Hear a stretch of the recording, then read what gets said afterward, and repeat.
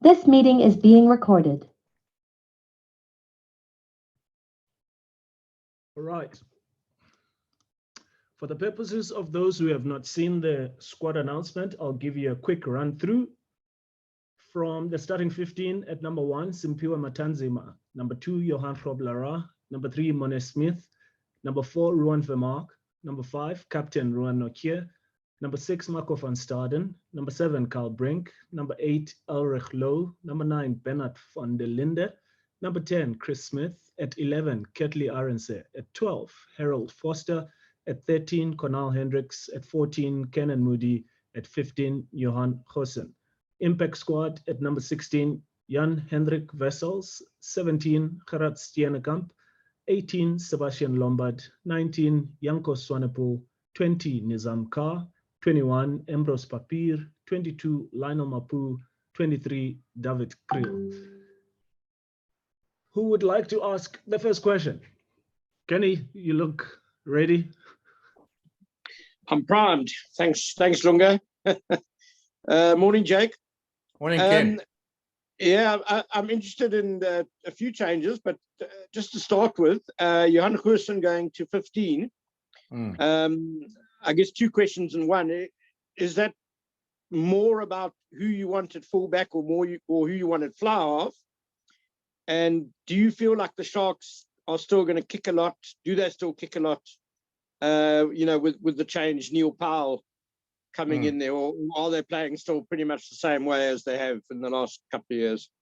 Yeah. So Ken, firstly, last time we played them, we actually picked those two between the 10 and 15 jersey. So we actually, because we didn't have Kirtley and Kanan, last time we played the Sharks, we played Goosen at 15 anyway. So, and that combination worked. If you remember correctly, we played reasonably well. It gives us two kickers, gives us two passes, so we can actually keep the ball and move it two passes away with two fly halves, and also we got two kicking options, which obviously helps a little bit. I heard it might rain tomorrow in Durban, which also probably suits us in terms of if we play with those two players. And then I suppose, Ken, the question that you asked me about how they play, I mean, they don't play much rugby in their half. I mean, the one thing they do well is they got a good kicking game. And a guy like Makzola Mapimpi is very good in the air. So it's but it's not a reaction only to them. I think it's also based on the fact that it worked for us, and having played the last time with those two guys together, we just felt that it was a tactic that worked for us at home, and we'd like to see it work again as a sort of combination of having two guys that understand how to play and the way we want to play.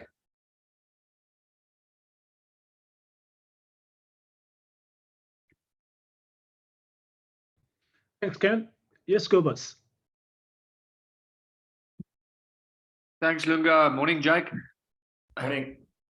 Jake, die insluiting van Bernard van der Linde is wel verdiend na sy goeie spel die laaste ruk. Wat is dit van hom wat jou beïndruk? Ek bedoel, hy's aanvallend 'n baie goeie skramskakel en dit lyk of sy besluitneming op so 'n jong ouderdom ook baie goed is. Wat van hom beïndruk jou veral? Ja, Kobus, dankie. So ek dink ek het nou toevallig gesien hulle het Grant Williams ook gekies, so hulle het Spoed gekies. Ek dink vir my is Bernard ontsettend vinnig ook. So dis nie, ek het die span gekies begin van die week. So dis nie 'n kwessie van omdat Grant daar was nie. So eintlik gaan dit 'n interessante clash wees tussen daai twee. En jy's reg, sy besluitneming baie beter. Hy was baie goed geweest teen Leon. Hy was, jy weet, hoe kan ek sê, nie so goed teen Ekster nie, maar om eerlik te wees ook, jy weet, ons was as span nie te goed daai dag ook geweest nie. So ja, hy kry nou 'n geleentheid om in 'n ander span te speel. En hy kry 'n geleentheid om saam met 'n backline te speel wat ons, jy weet, hoog ry. So dit gaan 'n interessante game wees. So ek sê, dit gaan 'n bietjie reën en ek dink sy skopvoet al met sy link en regsvoet, hy kan met albei voete skop, gaan vir ons ook belangrik wees. Dankie, Jake. Thanks, Lunga. Okay. Let's go, Kobus. Jan? Thanks, Lunga. Jake, before I ask about the game, I'm afraid I'm going to have to ask you, the Bulls have been accused of spurious sighting by the Stormers. Yeah. They put out a statement. I'd just like Yes, your I reaction. read your article. In fact, I've just sent John Dobson a couple of messages as well. So, I mean, just so we can get clarity on that, Jan, how it works is quite simple. Citing commissioner asks you whether you want to cite anything. You then give him the codes of the game and the time of the game. He then decides whether or not he feels it's a justification for him to put it through to the judicial officer. And in this case, Jan, he actually passed it on to the judicial officer, who then as a committee decided it was illegal and it was dangerous, but it wasn't a red card threshold. So I think on the record, Jan, I want to explain it's got nothing to do with being spurious or, sour grapes. I mean, the reality is it was a head clash on a player in an environment where we're having so much concern about concussions, etc. And if the citing guy passes it forward and the committee decide that it is illegal and it is dangerous, then I want to know from you guys, Jan, why wasn't it blown? Why wasn't it penalized? And it was in the first minute of the game with two TMOs and a referee. So that is the crux of the matter for me. It's irrelevant whether or not people are now chucking things and saying I'm being sour grapes. I want to know how a guy who gets cleaned out on the head in the first minute of the game with two TMOs and a referee wasn't penalized. That's what I want to know. So, we be so conscious about head injuries. The guy that was hit on the head was out of rugby for 1 year with a serious head injury and nearly had to give up rugby. So, I mean, it's much more serious, Jan, than some stupid comments that some guy makes about, now it's sour grapes. So it's not sour grapes at all. I just want to know how it wasn't penalized in the first minute of a derby game when he cleaned the guy and as Ed, quote, illegally and dangerous. Thanks, Jake. I appreciate your frank and honest response. It's all I can do is give you the opportunity to put your side of the story.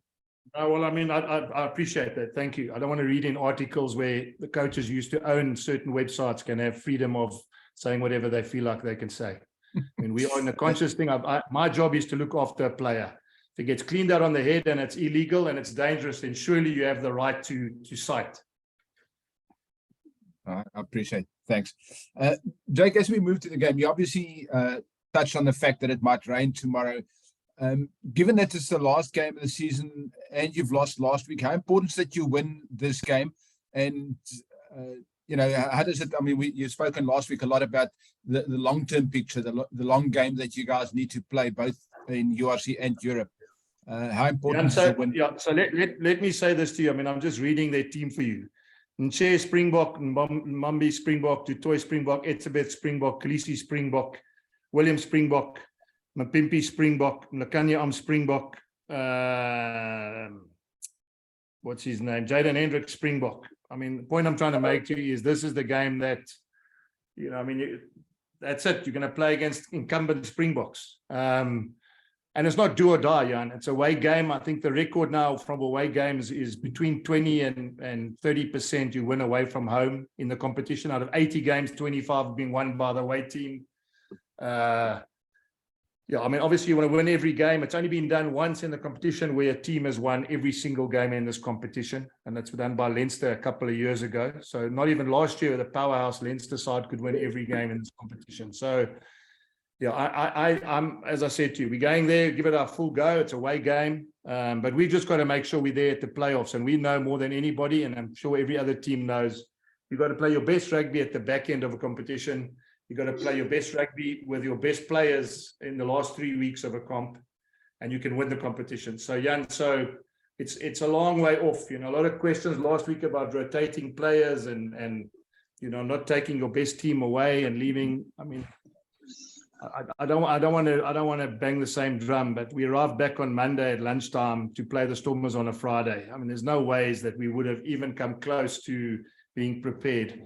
As it stands, next week we play Saturday, Sunday is New Year's Day, Monday we leave. We only arrive Tuesday in Wales and we play Friday. So we got one training day on Wednesday. So, I mean, you do your sums. It's just a question of sometimes you've got to package a bit differently. In order to get the best of your players come April, May, June is when you need to be at your best. And as I said, not even April, May, June. in the back end of the comp, when you get to the last sort of 2 rounds and the playoffs, is when you need to have all your players fit, all of them at their best, and obviously your game plan, everything as watertight as you can get it.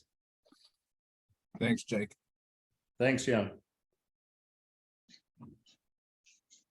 Thanks, Jan. Ken Boland. Thanks, Dunga. Jake, just following up from that, and I get what you're saying. Is it too early to speak about the proverbial high roads and low roads if you do happen to lose back-to-back South African Shield games? Yeah, Ken, it's interesting because we beat the Sharks with a bonus point at Loftus.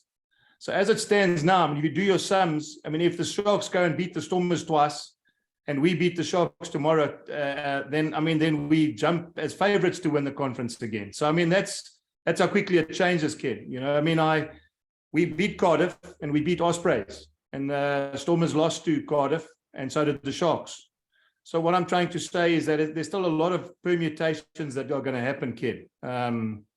But that doesn't, you know, as I said to you, the bottom line is you need to get to the playoffs, and the high road and the low road are. Not every team is going to experience playing every game at home in this competition and winning it. I mean, that last year was an anomaly for me. I mean, I think, had the Ulster scored in the last play of the game, the Stormers would have had to travel. They wouldn't have had the luxury of staying. That's how close the margins are, Ken. So, yeah, I suppose what I'm saying to you is that there's so many permutations that can happen between now and the end of the competition. As you know, I mean, top 8, first of all, then where you finish in the top 8, then who do you get? I mean, we could get a local derby in the quarterfinals, which sounds like a travel, but it could be Durban away or it could be Cape Town away. Now that's, again, that would be considered much easier than flying to the other side of the world to play a quarterfinal away as well. So, I just think at this point in time, it's so open. No one knows who's going to get a home quarter and a home semi. What we do know is that Leinster are the pace setters, and they always have been. At this point in time, whoever's going to win this competition is going to have to beat Leinster, and it looks like probably away as well. So, and we know how tough that is, Ken. So, yeah, it's not a case of, as I said to you, we're painting a high and a low road yet. We're literally in December in a competition that's going to end in the end of May. So there's a lot of things that can still happen, along the way. But, the premium is to win a couple of away games, because away games, as you say, the record there is between 20 and 30% is what you win away from home. So, we managed to beat the Sharks at Loftus. A double whammy and a double bonus would be to beat them in Durban as well. But, obviously look at their team, and I can tell you that's one of the strongest provincial teams in the competition. Jake, is it fair to say then that the players are approaching this game as more of an opportunity to pull off what would be a hugely valuable upset than feeling pressure of a must-win game, maybe that you might do if you were playing at home? Yeah, exactly that, Ken. I mean, I think that's how you've got to go into this game. And you're playing against 9 Springboks. And we've done it before. We've beaten the SA side in Cape Town when people said we couldn't beat them. We beat, Leinster away last year in a game where people didn't think we can. So, I mean, I think the one thing about URC, it's proved. I mean, as I said to you, Cardiff beat the Sharks by 35 points to 0 this season. Last year, Benetton beat the Stormers, who ended up winning the competition. I think the one thing about URC, which people are enjoying, is that anybody can beat anybody on any given Saturday. So I think that's the uniqueness of this comp. Is that it doesn't matter whether you're 10th or 11th or 3rd on the log. You've got a fair chance of getting a result. So that I suppose, Ken, that's the exciting thing. Is we go to Durban tomorrow. It's going to be tough. Of course, it's going to be tough. We're going to have to fly in and out the same day.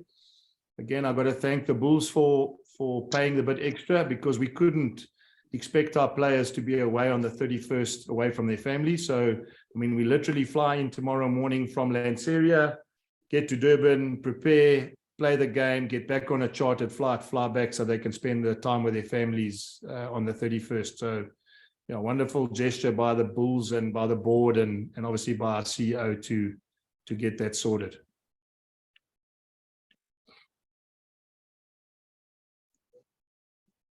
Thanks, Ken. Simon? Thank you, Lunga. Morning, Jake. Jake, having listened to the list of Springboks that you oppose playing as an opposition team, I just want to have clarity as far as starting with Matanzima on your loose head. Could you just elaborate a little bit there, please? Yeah. So Simon, for me, I mean, a guy like Simpiwe, I just felt after Saturday, I didn't give him enough time. I thought he was quite good in the 12 or 15 or 20 minutes. I don't keep a tally of when I put him on, but I just thought he probably needs some more game time. We scrummed really well, and I was probably conservative in keeping the front row on longer than usual last week because they were scrumming so well. And so what I've sort of felt post the game is that I need to give Simpiwe a lot more game time to start a game. I just think it was probably, as I said, it was a conservative approach last week, and this week I decided I'm going to give Simpiwe. So there's nothing. I thought Gerard and Grobis and Mornay scrummed really well last week and did a job we needed them to do at set piece. I just want to give. I think Simpiwe must be chomping at the bit now to get on the field and play a little bit more rugby as opposed to 20 minutes or 25 minutes as what we've given him the last couple of weeks. So yeah, it's just I'm going to give him some more game time, see how he does there. And it's a good test for him. He's scrummed as juniors. He scrummed a lot against Carlu Sadi, the same age group. He scrummed with Grobis and with Mornay a lot, even with Gerard in that same age group. They were together for a while, so it'll be a nice test for him to see how he copes, in the team starting as a starter. Just a follow up on that, Jake. I've watched him last week, and obviously through the season when he got the opportunity. In my opinion, he's a very good ball carrier, and he's a very agile player as a loose forward, as a loose head. Not only a carrier, but also he's one of those type of players that looks for a spot and he actually goes in hard with the spot, as well as a good retainer of the ball in contact.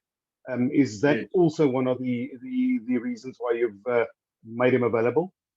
Yeah. So Simon, you sum it up well. I mean, I don't think it's a step backwards for us at all. I mean, it's I suppose a lucid prop who's chomping at the bit, who hasn't played much, who wants some more game time, and it's a game where I think he can do a job for us. So yeah, it's just and we're going to have to bring in different guys that are. I mean, even a guy like Bernard van der Linde. I thought Zach has played really well in the last couple of weeks.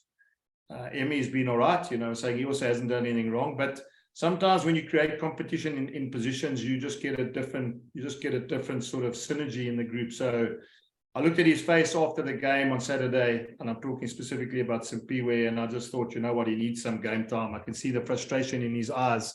He just felt like he didn't get enough time to stamp his authority. So yeah, it was. I'm looking forward to him carrying and cleaning and getting involved like he can for a longer period, as opposed to just at the back end of a game. Thanks, Jake. Thanks, guys. Before we let Coach go, any follow-up questions? Everybody happy? Lekker. Thank you so much, Coach. Thanks, guys. Thank you.